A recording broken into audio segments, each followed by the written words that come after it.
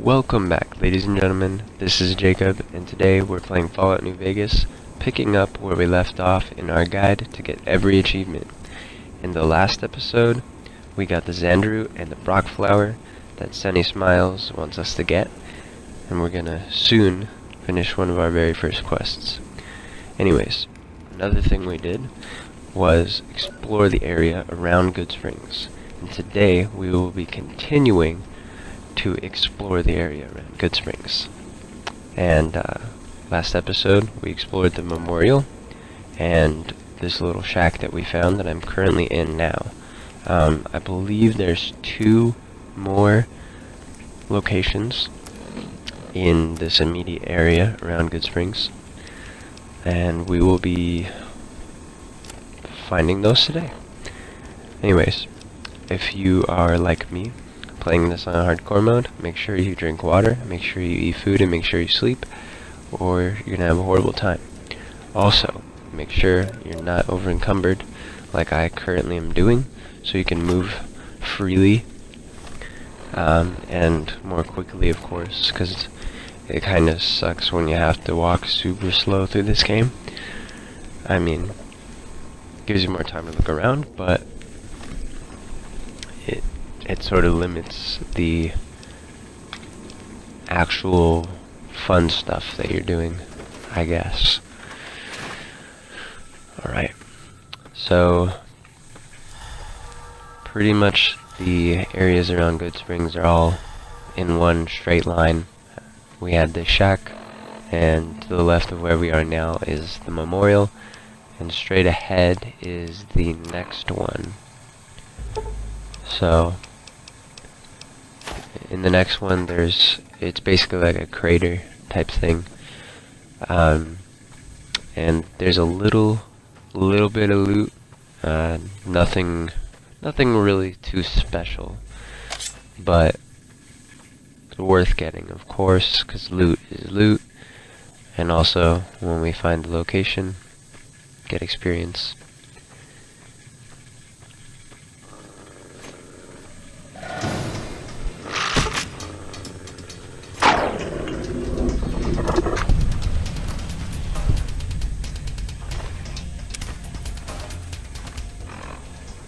And of course, the area is protected by none other than the superior race coyotes. This area is littered with them, but they're super weak.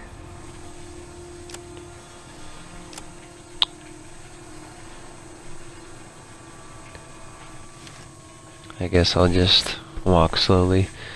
This area isn't that big anyway.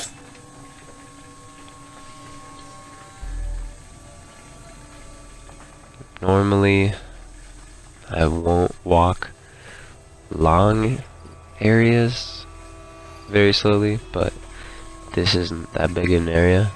Just a small crater, and then the town's basically on the other side of it. There we go, the Devil's Gullet. Kind of funny that a car and semi-truck, I guess, are perfectly placed here so that you can get down. Quite interesting.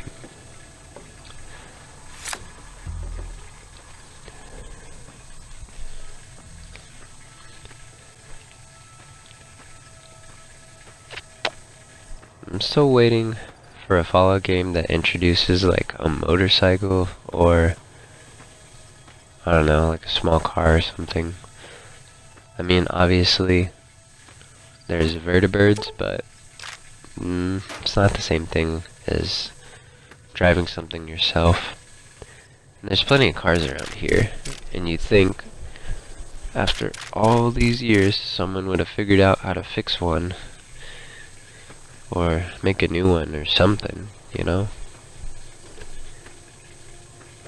I'm pretty sure if there's all these undiscovered bombs and guns and safes that there would be a car that was protected. Come on.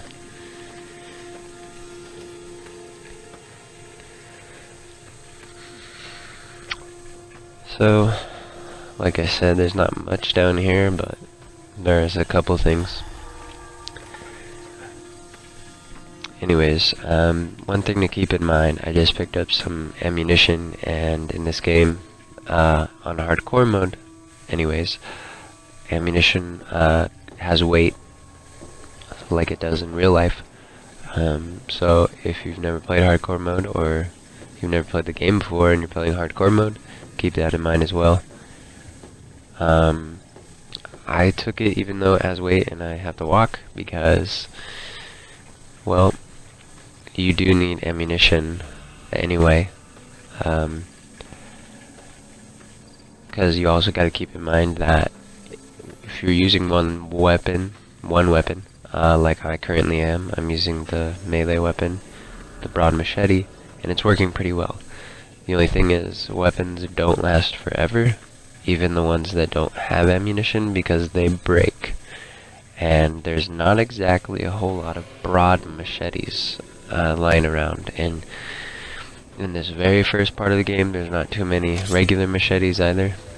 I mean, pretty soon we'll find a few, but not in the immediate beginning of the game. So, another coyote.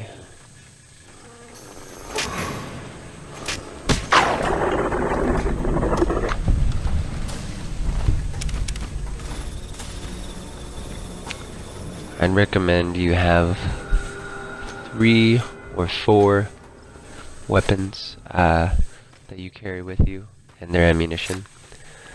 Other than that, you should find some place to leave all your other weapons and ammunition. Even the stuff that you're keeping, just keep it somewhere where you could go back and get it. Because ammunition has weight and the weapons have weight. So if you're not using all your weapons and you have like 10 weapons and all their ammo, it's a huge waste of weight, which you could be carrying stuff that you're gonna sell, or quest items, I don't know, whatever. I will say that you can take a lot of perks to make it easier to carry a lot of stuff. There's a perk called Strong Back, which gives you 50 pounds extra. Don't exactly remember, but it does give you some extra carrying weight.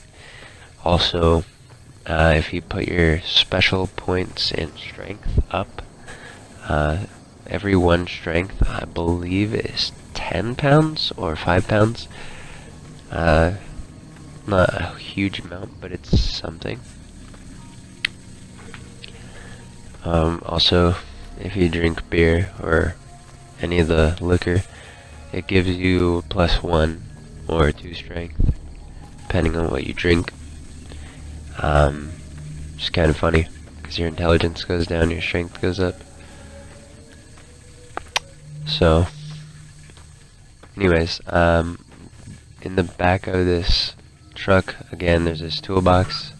It's called the stash toolbox, so I'm gonna stash my shit in it for a little while. Eventually, we're going to move into the gas station that was right next to the first house that we were in when the game started. But it's currently occupied, so not yet. Until then, I'm gonna use this. This works.